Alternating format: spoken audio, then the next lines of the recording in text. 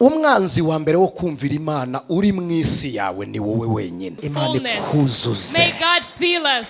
Isezerano ryose risohorana kugerageza kwaryo, ariko iyo wuzuye uri powerful, ibintu byose bije kuguterura bisanga uremereye, ufite ibiro bishyitse by'igihagararo cya Kristo. Iyo umuntu afite gutekereza ku Imana muri we, Imana ihamagara abantu bari kure. Haleluya! Bakakwinjiza mu mugisha wawe. Ko gutekereza ku Imana guturuka. Ijwi ry'umukanguzi.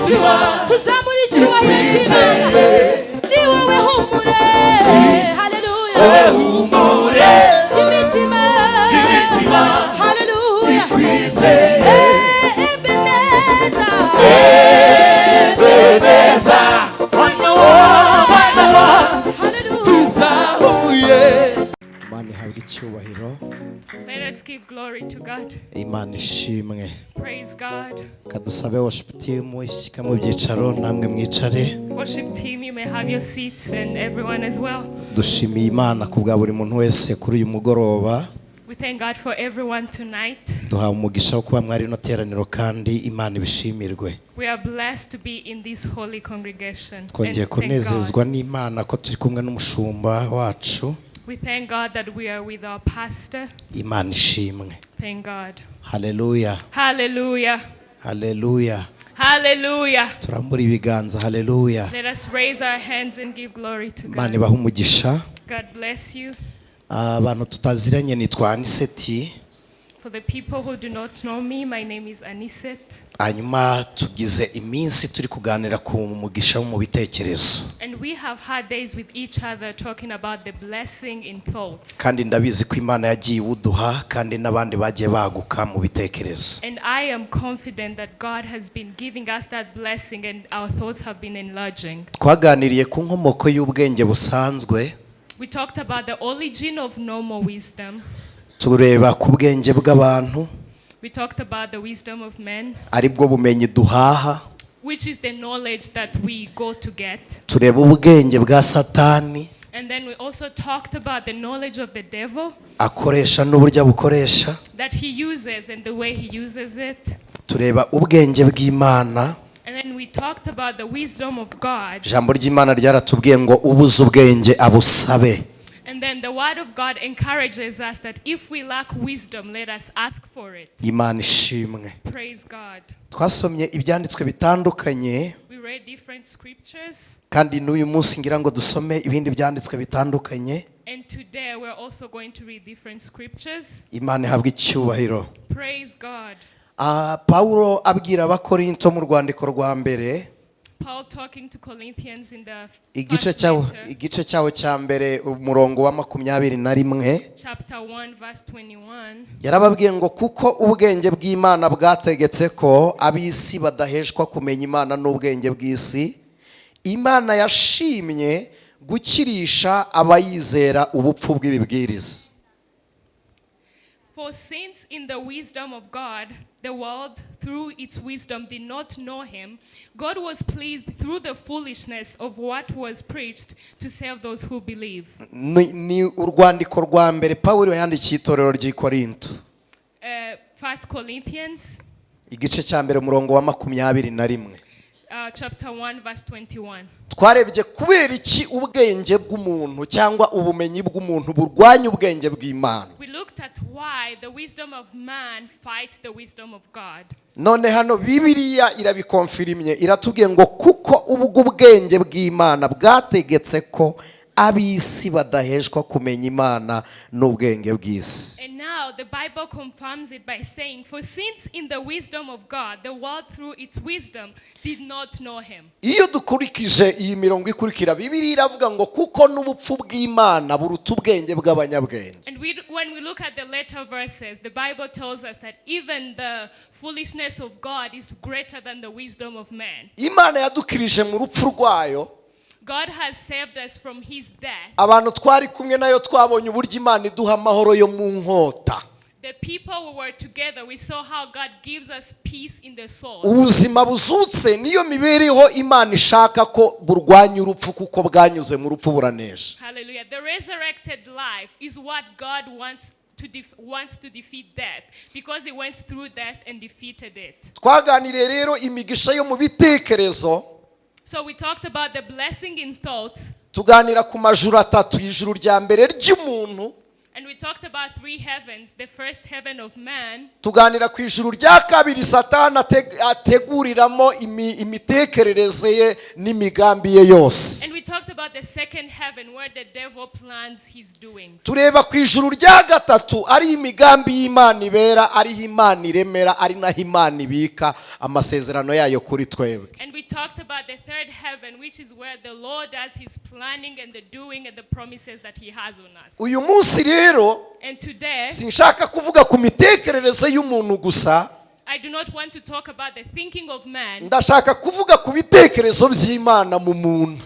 Hallelujah. I want to talk about the thoughts of God in man. Gutekereza bihura n'imigambi y'Imana. The thinking that matches the will of God. Bibiliya itubwira ko habuze gatoya ngo tube Imana, niko Bibiliya ivuga. The Bible tells us that we were almost close to being God. Niki gituma Eliya ajya ku musozi Karumeli, Which is what makes Elijah to go to Mount Carmel. agakora iby'Imana itavuze ariko kandi Imana ikabishyira mu bikorwa. And he does what God did not say, but God supports that and make it come to completion. Gutekereza kwa Eliya guhura kuri kombine gufatanya no gutekereza kw'Imana. The thinking of Elijah is intact with the thinking of God. Twaganiriye ku mitekerereze y'umuntu ari ikingurira ubugingo bwa Kristo muri twebwe. We talked about the thinking of man, which is what opens the fullness of Christ in us. Abantu benshi murimo murandeba. Many people, you are looking at me right now. Abandi murimo muranyumva. Other people, you can only hear me. Hari ubwenge bwumva. There is the knowledge that hears. Bugakurikiza ibyo buri kumva cyangwa bukanahindurwa n'ibyo bwumva. And then it follows what it's listening of abides. Muri mwebwe abantu begereye hano barumva n'ifani. The people who are close, you can also listen to the fan. Kuba muri kwiyumva ntibisobanuye ko mwayitayeho. The fact that you are listening to it doesn't mean you're paying attention to it. Abantu muri kumva tuvuga mikrofone irasohora ijwi ariko niyo umwuka uyigezeho hari akantu mwumva karimo karahonda. So you can hear the microphone and the voices, but you also hear a sound. Ako ntimukitayeho. And you do not care about that. Kubera iki? Why? Nuko ubwenge bwawe burobanura mu byo uri kumva icyo ugomba guhitamo. It's because your knowledge chooses. Iyo burobanuye ibyo uri kumva icyo ugomba guhitamo. And when it chooses what it yields to, ni igisobanuro cy'uko ubwenge bwawe ubushyira ku murongo ukabutegeka ukabuhitiramo icyo bwumva. that's a fact that you choose for your brain what uyu mwanya turi muri aya materaniro right now as we're in this congregation. Imana iguha ubutware kuri wowe nk'uko wabuhoranye uyobora imitekerereze yawe. May God give you the power to rule over your thoughts. Hallelujah. Hallelujah. Rero njyewe muri kubona So me that you're looking at right now, hari Anicet y'umubiri, there is the Anicet of the body. we niwe mureba. That's who you're seeing. Ariko hari Anicet y'ibitekerezo uri kunyuramo icyo muri kumva. But there is the Anicet of the thoughts, where what you're listening to is coming from. Ndagira ngo mbahuru urugero. So I'm going to give you an example.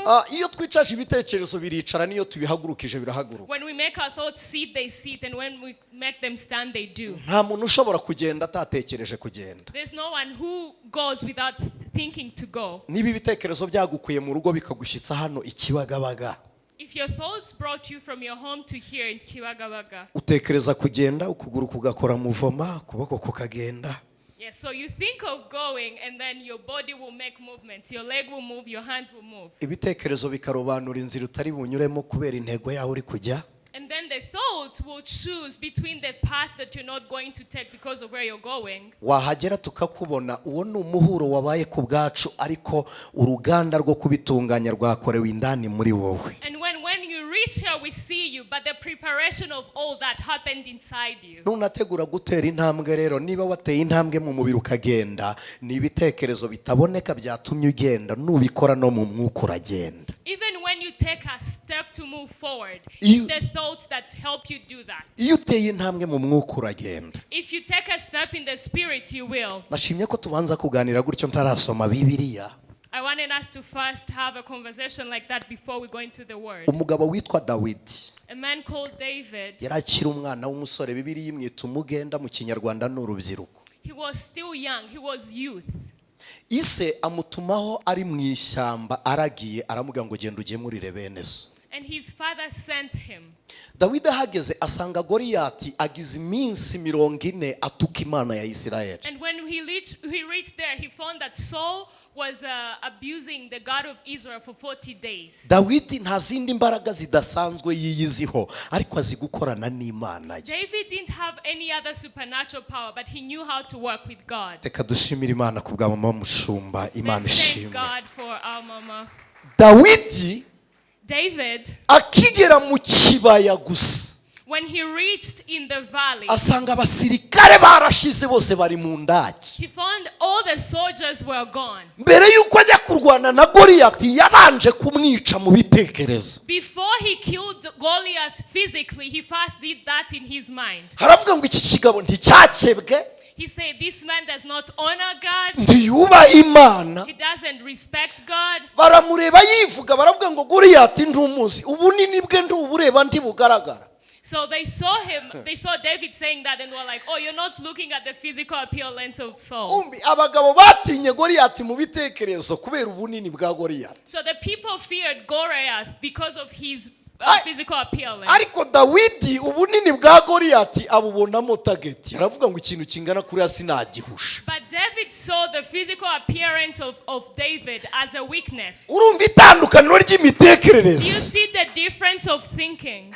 Dawidi ntibyabaye ngombwa ko asaba intwaro, n'ikanzu ya Sawuli yaramunaniye kuyambara. David did not even ask for any weapon. He couldn't even carry the dress that. Aravuga ngo simutera ku bwanjye njyewe Dawidi. And then David said, I'm not coming to fight against you in my name. Ku bwanjye ntacyo Goliyati yarantwaye, ariko ari gusagarira Imana yanjye. As me, David, Goliath had nothing to do with me, but he's coming against my God. Aravuga ngo ntabwo bishoboka. And he said it's not possible. Ku Mana ntibikunda. It's not possible with God. Agira imitekerereze y'ubumana muri He we. had the thinking of God in him. Akora intambara yo kugarura icyubahiro cy'Imana, agarura icyubahiro nawe ubwe yambara And intsinzi. then he went into the battle of bringing the glory of God back, and the victory came to him as well. Umuntu watekereje mu bumana The person who has thought in the will of God, akora kabiri.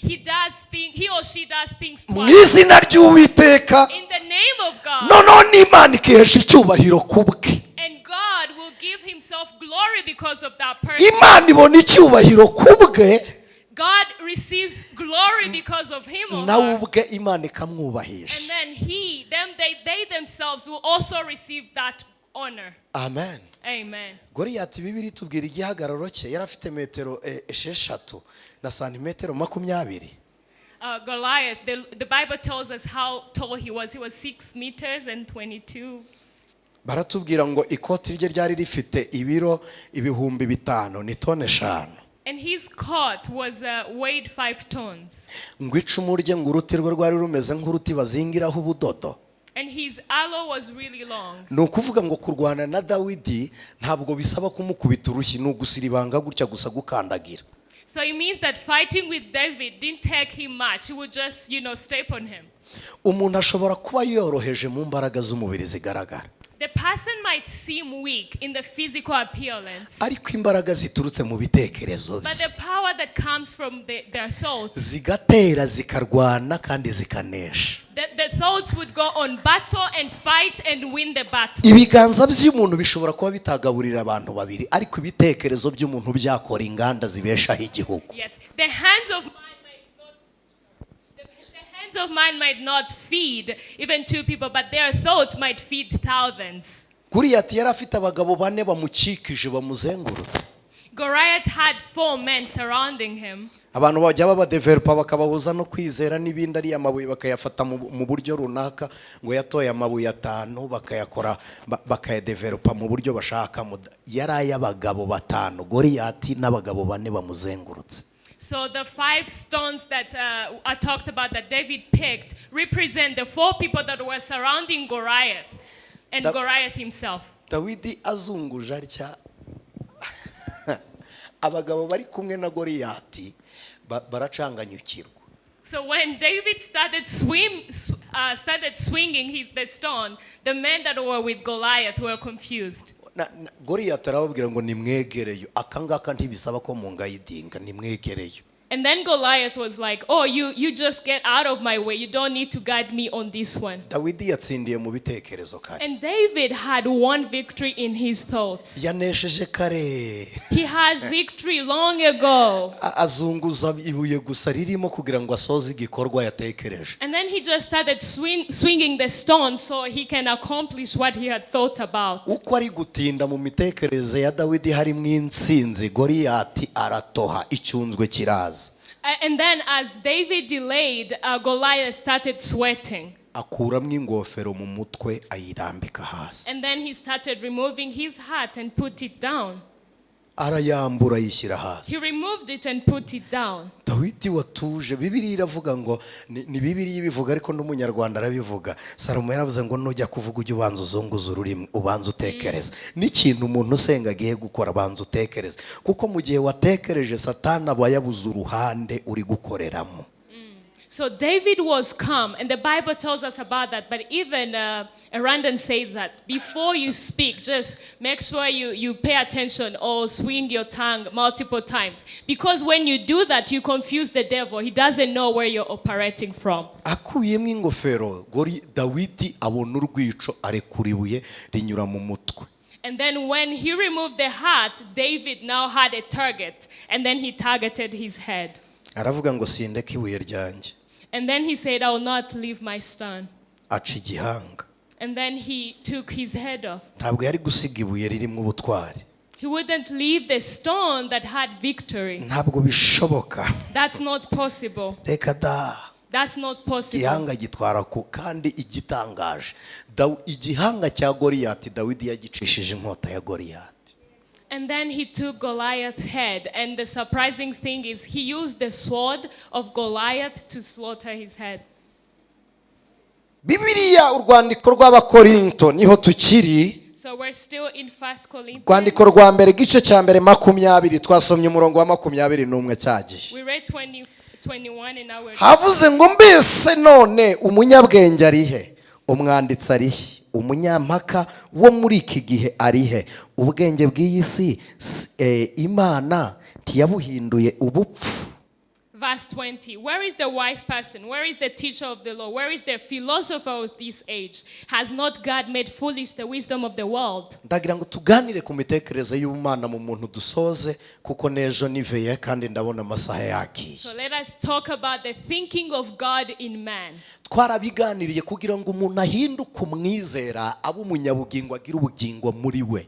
We talked about it for a person to have a everlasting life in them. Yumvisha amatwi y'umubiri ariko kandi agashyira amatwi y'ubwenge, ubwenge bugahindura intekerezo. So that person uses the ears of the body but then transfers that to the ears of the brain that then act. Ntabwo bisaba ngo twemere Yesu. It doesn't require us to receive Jesus. Nukumwemera no guhindurwa n'imirimo ye. We receive Christ and then we're changed by what he does. Iyo twemeye Kristo tugahindurwa n'imirimo ye, Bibiliya iravuga ngo tuba tubaye ibyaremwe bishya. When we receive Christ and are changed by his action, the Bible says we are new creations. iyo umuntu abaye icyaremwe gishya muri we haba harimo ubugingo buzima. When a person becomes a new creature, in him or her there's everlasting life. ubugingo bwo muri twebwe bugira amatwi burumva.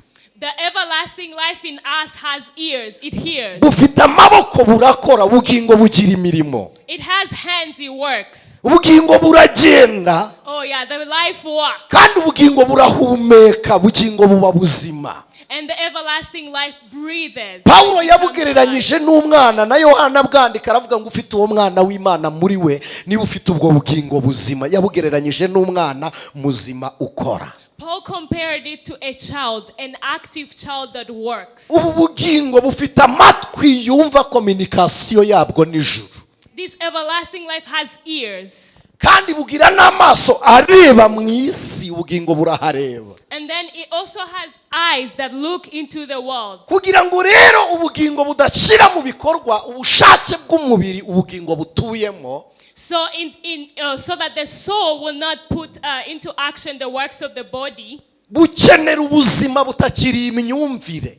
the soul needs a life that is farther than thoughts. bukenera imibereho itari intekerezo. It needs a doing that's farther than thoughts. Upon imagination, ntabwo twimagininga, bukenera indi mibereho iri hejuru yabo. So it needs a life that's beyond imagination. kugira ngo ubwenge bwawe bube buzima bukeneye ubundi bwenge buri hejuru yabo.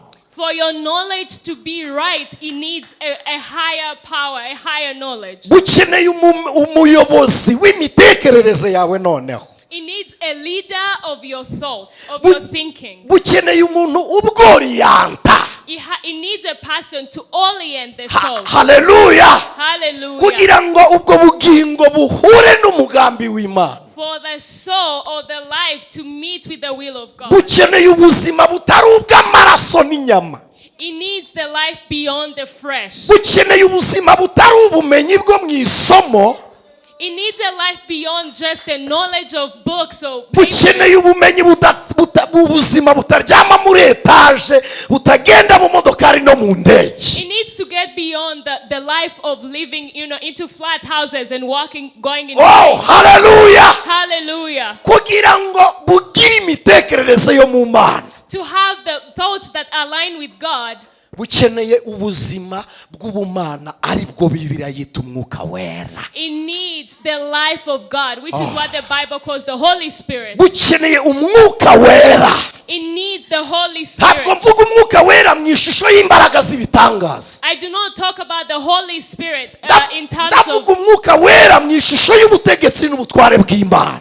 not the Holy Spirit, not in terms of miracles, but in terms of the image of God. umwuka wera utuyobora. The Holy Spirit that guides us. noneho bwa buzima twabonye bwose n'aya mibereho twabonye yose, And then the life that we've seen, kugira ngo igire gutekereza ko ari muri Kristo Yesu, so it might have the thinking that was in Christ. ikenewe kubanza kunyuzwa mu rupfu rwa Kristo igahabwa umuzuko wa Kristo. Amen. It has to first go through the death of Christ and then resurrect with his resurrection. ntabwo nshaka gusubira muri shimintinda kuko bwije nta kintu na kimwe kibaho kitanyuze mu rupfu. I do not want to go into chemistry, but there's nothing that lives without going into death. n'ubwenge rero bwacu n'imitekerereze yacu isaba kubanza kunyura mu rupfu ikazukira mu bugingo bwa Kristo, hanyuma ikayoborwa n'Imana tukagira ikerekezo cy'umwuka So our w'Imana. thinking also has to die for it to resurrect and have the real life. Amen. Amen. Pawulo yandikira Abakorinto When Paul wrote to Corinthians, yarababwiye ngo niyo yatubashishije kuba ababwiriza b'isezerano rishya. he told them that he is the one who has enabled us to be the teachers of the New Testament. uyu muntu ahabwa imibereho mishya, imbaraga nshya. This person is given new life, new strength. abafite ubuzima budaturuka mu mibereho, ntabwo buturuka muri bimwe turya. Twabonye ubwenge bukuzwa n'ibyo twariye, n'ibyo twumvishe, n'ibyo twabonye, ariko tuba dukeneye ubundi buzima bw'iyicara kuri ya ntebe. Yes, this life is beyond what we feed on. We need the power from God. Ni isezerano It is a promise. iravuga ngo nzagendera muri bo. It says, I will walk in them. icya kabiri, And second, bwa bwenge butekereza butuye muri wa mubiri wacu, muri rya juru ritoya. the knowledge that thinks, that lives in the small world. Imana yaravuze ngo muri iyo mibiri niho urusengero rwanjye ruzatura, ngo ntimuzi ko imibiri yanyu ari insengero z'umwuka w'Imana uri muri mwebwe. The Lord said that in those bodies, that is where his church is, his temple is. Don't you know that my temple is within you? Ukeneye amatwi You need ears yumva Imana ivuze. that hear when God speaks. Ukeneye amaso areba mu migambi y'Imana. You need eyes that see in the plans of God. Ukeneye ibiganza bikora bikoreshejwe n'Imana imirimo yo gukiranuka. You need hands that work being used by God, the works that honor him. Ntabwo tubihabwa rero nuko twatekereje cyangwa ya mitekerereze yazamutse, tubihabwa n'umugisha wo mu bitekerezo by'ubumana. And we are given all that by the blessing that comes in the thinking of God. Umugisha wo mu bitekerezo by'ubumana niwo wahaye Dawidi intsinzi, arakana karagira intama yica Goliyati yambara umuringa w'intsinzi. Yes, the blessing in the thoughts that comes from God is what gave David the victory. Umugisha wo mu bitekerezo by'Imana niwo watumye Samweli yuzuza ihemba amavuta ajya kwa Yesayi. The blessings from the thoughts of God is what made Isaiah fill his horn with oil and then went to the house of Isaiah. Gutekereza kwa Dawidi The thinking of David bituranye n'umugambi w'Imana, stays close to the will of God. ku buryo Imana itembera ishaka umuntu umeze nk'uko ishaka, ikavuga ngo nabonye umuntu ufite umutima. That God goes on searching to see who has what he's looking for. Nabonye umuntu ufite umutima umeze nk'uwo nshaka. And then God says, I have seen a man who has a heart like what I'm looking for. Ni imitekerereze. It's the thinking. Ni imitekerereze ya Dawidi Imana iri gushima. It's the thoughts that God is pleased with. Mwakibaza n'abantu benshi barabyibaza ngo Dawidi yakoraga imirimo yo gukiranirwa. Many people ask themselves about that David sinned and he did evil things. Ariko Imana ikamushima. But then God was pleased with him. Hari abantu bakiranirwa ntibahunga Imana bakayihungiraho. There are people who sin and do not go far from God but come closer to him. Imitekerereze yabo ntibakura ku Mana, baragwa ariko bagaruka mu biganza bibaramira. Yes, they are thinking do not take them far from God. They fall, but they fall coming closer to God. Biroroshye ko bene uwo muntu Imana imuhamagara abantu bakimucira urubanza. It's easy for that person to be called by God and then people will still condemn them. Bibiliya ivuga iki? The Bible says what? Samweli ajya kwimika Dawidi, When Samuel went to anoint David, yushushe ihemba amavuta nk'ibisanzwe, he filled his horn with oil as usual, kugira ngo abahungu ba Yesayi batazarwanya Dawidi ku ntebe. so that the sons of Isaiah would not fight against David on the throne. Igihe cyo kwimikwa kwa Dawidi imugira uwa nyuma, aheruka umugisha we, abandi babanza kuwugera umutwe. Yes, so but in the time when he was anointed, David was anointed, God did not want anyone to come fighting against him, so he made him last. Hari umuntu numvisha abwiriza aravuga ngo na Samweli ngo yaravangiwe, ngo aravuga ngo Eliyabu n'uyu ntabwo ari ukuvangirwa. So I had someone preach and they said even Isaiah kind of missed the point, and because he first anointed different people or thought they were the people that were to be anointed as king. Ihita imusukaho amavuta uwo mwanya direct.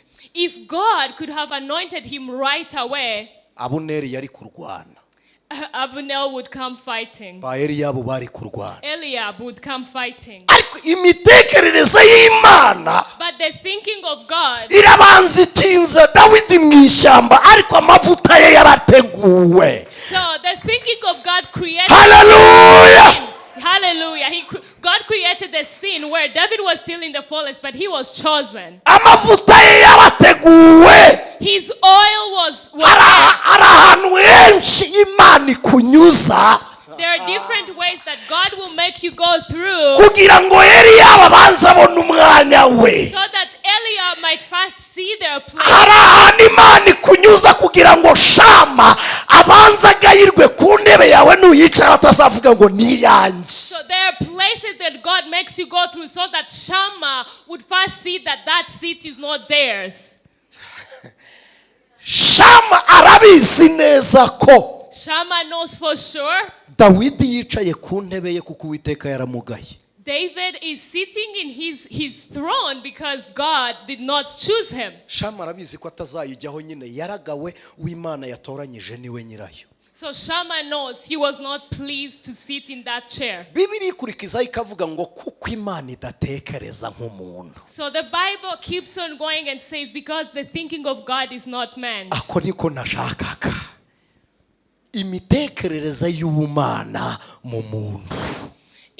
So that's what I wanted. The thinking of God in man. Alala.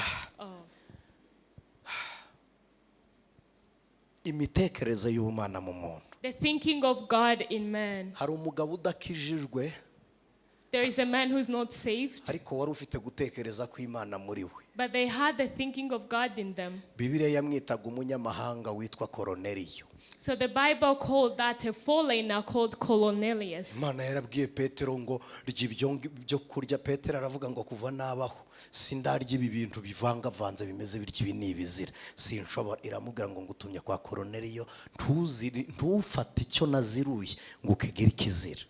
So he was a fallen and God told Peter to feed on the food and Peter first resisted, but God said, do not refuse to feed on what I have made holy, calling it unholy. Peter agezeyo asanga n'umugabo witwa Korneliyo inshuti z'umusaraba. Yari ataramenya iby'ubutumwa bwiza bwa Kristo Yesu ko Petero niwe wabimubwirije, ariko muri we yari afite gutekereza ko ubumana ari umunyembabazi. Urihangana ngiye kugusiga. Ari umunyembabazi, ari umunyebambe, ariko gutekereza ko ubumana muri we bikora ku mutima w'Imana. Imana ihamagara Petero iravuga ngo jya kwa Korneliyo. Iyo umuntu afite gutekereza ko ubumana muri we, Imana ihamagara abantu bari kure. Haleluya. Bakakwinjiza mu mugisha wawe. So called God in him, though he was not saved. And so God sent Peter to him. If you have the thinking of God within you, God sends people to you. Iyo umuntu afite gutekereza ku bumana muri we, when you have the thinking of holiness of God in you, ahuza n'isezerano. You align with the promise. Ko gutekereza ku bumana guturuka. The thinking of, where does that thinking come from? Kambere. Firstly, bituruka ku gukingurira Kristo ibitekerezo byawe. It comes from opening your thoughts to Christ. Ukemera ko ubwenge bwawe buyoborwa na Kristo. And you allow your thoughts to be guided by Christ. Kuyoborwa na Kristo, being guided by Christ. Bibiri byita gukiranuka. The Bible calls it being holy. No kwemera ko ibyo Imana yavuze cyangwa yakoze ari iby'ukuri. And accepting what the Lord has said that. Bibiliya nabyo byita gukiranuka. The Bible also calls that. Ko Bibiliya iravuga ngo Aburahamu yizeye Imana bimuhanira no gukiranuka. Because the Bible said Abraham believed God and that was worth holiness. Aburahamu yabaye umukiranutsi utarabatizwa. So Abraham was a holy man without getting baptized. Aburahamu yabaye umukiranutsi ataratamba igitambo na rimwe. He was holy without offering a sacrifice. Imana ibonye yabaye umukiranutsi, when God saw that he was holy, iramubwira ngo noneho watamba igitambo nkacyemera. God said you can now offer a sacrifice. And kubera iki? Why? Imitekerereze ntiyaruhije Imana. Imana yavuze ngo ngwino Aburahamu araza. So his thinking did not complicate God. Umuntu wemeye kumvira So Imana, if you accept to yield to God, ubwenge bwe Imana ibuhuza n'umugambi wayo. their thoughts are aligned with the will of God. Kumvira Imana Listening to God or yielding, ntabwo ari ibintu bipfa koroha gutyo mu muntu, ni ibintu bisaba kubanza kwirwanya wowe. it's not something that just happens. You have to fight against yourself. Umwanzi wa mbere wo kumvira Imana uri mu isi yawe ni wowe wenyine. The first enemy against yielding to God is yourself. Urabanza ukica ya mitekerereze twabonye, warangiza ukavuga ngo ibyo Imana ihisemo nibyo byiza. You first kill all the thinking we saw and then you abide with what God says is correct or right. Tekereza utwaye imodokari wayikata ngo utahe mu rugo iwawe ikanga igakatira mu gipangu cy'abandi. So think about when you are driving your car to go home and then it goes to another person's home. Twabyita ko ari ishyano. we would call that an abomination. ibyo bigereranwa n'umuntu Imana ibwira ngo nyura hano agahindukira akanyura ahandi, iryo naryo ni ishyano riba riguye. That is also compared to an abomination of God telling you go this way and then you go the other way. Iyo umuntu yumvira Imana, When a person yields to God, umuntu yumvira Imana, when a person obeys God, Bibiliya iravuga ngo uwo aba ari umwana w'Imana. the Bible says that's the child of God. Abayoborwa n'umwuka nibo. Those who are led by the Spirit are the children of God. Iyo utemera kuyoborwa n'umwuka ugendera mu ijuru ryawe ukaritunganya, ijuru rya kabiri rishobora kutagugiraho uruhare, ariko ijuru rya gatatu ntiryumva ntirinashima ibyo urimo. Yeah, so when you do not abide with what the Lord is calling you to, you might get beyond the second heaven, but you won't get into the third heaven. Kumba kubanza kuba urubyaro rw'Imana You none. have to first be the child of God. Iyo wemeye kubyarwa n'Imana uba ufite DNA y'ubumana. When you accept to be birthed by God, you have the DNA of God. Bibiliya iravuga ngo uba ufite gutekereza kwa Kristo. The Bible says you have the thinking of Christ. Iyo ufite gutekereza kwa Kristo uhagararaho Yesu yakabaye ahagaze, abaye ari uhari, uziba icyuho. Yes, so when you have the thinking of Christ, you stand exactly where Christ would be standing. You stand in the gap. Ukora ikintu Imana ikavuga ngo nanjye ndiwe niko nabigenza. So you do something and God says, if I were him, that's what I would do. Bene uwo muntu ashimwa n'Imana. That person, God is pleased with. Oh, ni Eliya wageze ku musozi Karumeli akavuga ngo munzamire amabuye 12. It's Elijah on Mount Carmel saying, bring me 12 stones. Imana ifite icyuho cy'imiryango 12, none na Eliya ayibyukirije ku gicaniro. Iby'Imana yakorera ku gicaniro nibyo Eliya yakoreye ku gicaniro. What God would do on the altar is what Elijah did, because there was a gap of 12 families and he is calling for 12 stones. Iyo umuntu amaze kuba umwana w'Imana aragumugisha wo mu bumana n'ubutware bwo mu bumana. When a person becomes a child of God, they get an inheritance of the blessing of the thinking of God and the life in God. Icyo gihe agenda nk'umwana w'umwami. And then they walk like a child of the king. Hallelujah. Hallelujah. Hari amategeko y'ibyapa bize code de la route atajya areba abana b'umwami nibanda kumirwa.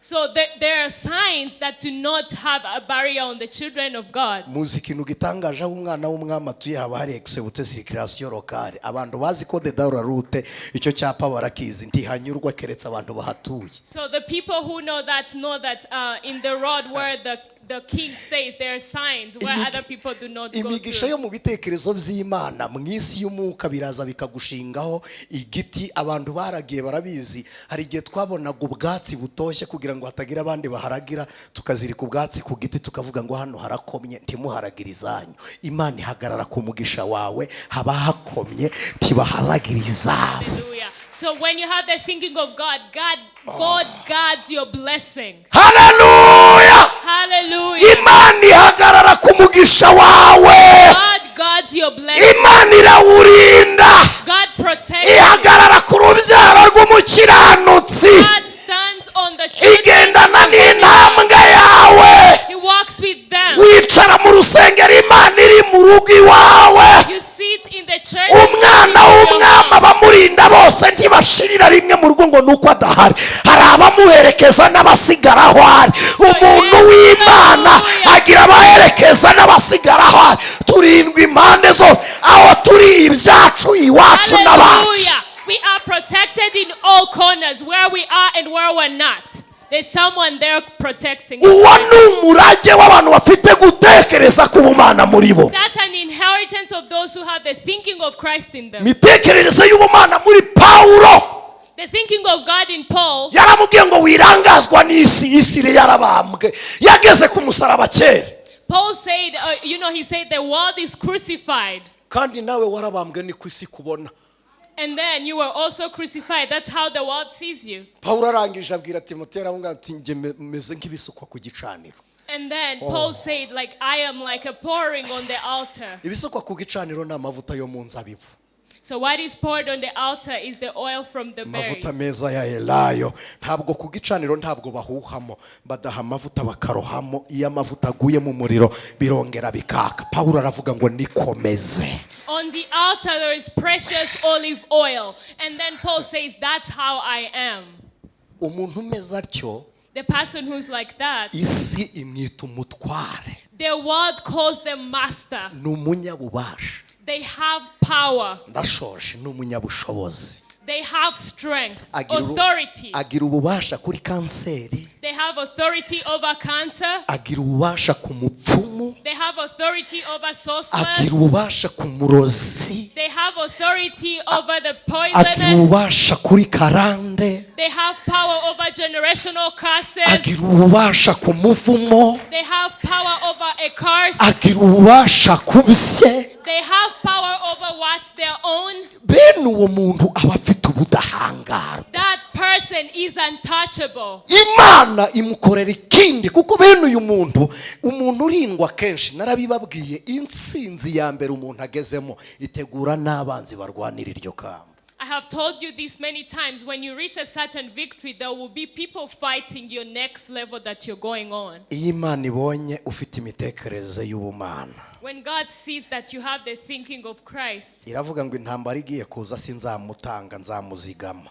He says, in the battle that's going to come, I will reserve them, I won't give them out. Ntabwo Imana igukura mu ntambara, God does not remove you out of battle. iguha imbaraga zo gutsinda intambara. He gives you the strength to win the battle. Ntabwo Imana igukura aho ugeragerezwa, iguha imbaraga zo gutsinda ibigeragezo. God doesn't take you out of where you're being tried. He gives you the strength to overcome the trial. Bibiliya ibyita kuzuzwa. The Bible calls it being filled, fullness. Kuzuzwa igihe tugiye kugeragezwa, Imana ikatwuzuriza kugira ngo turemerere ibitugerageza. Oh yeah, we receive fullness when we're in trials, but God fills us with what's His own, so we get victory. Imana ikuzuze. May God fill you. Imana ikuzuze. May God fill you. Imana Fullness. ikuzuze. May God fill us. Isezerano ryose risohorana kugerageza kwaryo, ariko iyo wuzuye uri powerful, ibintu byose bije kuguterura bisanga uremereye, ufite ibiro bishyitse by'igihagararo cya Kristo.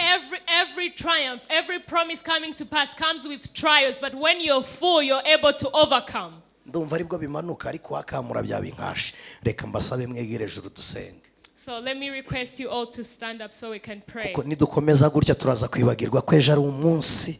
So if we keep going like that, this will forget that tomorrow we have an overnight. Ariko Imana ikuzuze. But may God fill you. Ugira imbaraga z'ubumana n'imitekerereze y'ubumana muri wowe. May God give you the power of the Ubutware thinking bwa of God. Kristo May the authority of Christ kwigarurisha. come and overtake you. Kenda ufite gutekereza kwa Kristo, imyumvire y'ubumana, ubutsinzi bw'umwuka, kuko turi ibiremwa bishya by'ubumana.